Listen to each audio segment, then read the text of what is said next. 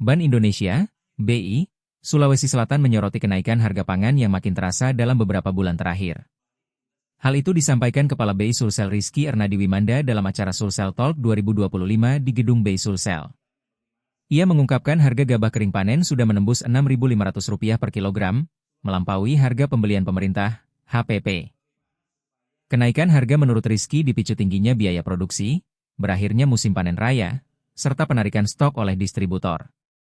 Rizky menambahkan realisasi produksi beras hingga Agustus 2025 baru mencapai 18,5% dari target tahunan, lebih rendah dibanding tahun lalu sebesar 21%. Meski begitu, BI tetap optimistis pertumbuhan ekonomi Sulsel bisa berada di kisaran 4,856% dengan inflasi yang tetap terkendali. Sekretaris Daerah Provinsi Sulsel, Jufri Rahman, menegaskan perlunya kolaborasi untuk menjaga stabilitas ekonomi di tengah ketidakpastian global. Kita ini seperti disuruh berperang tanpa amunisi, ujar Jufri mengibaratkan minimnya dukungan infrastruktur irigasi dan distribusi pangan yang belum merata.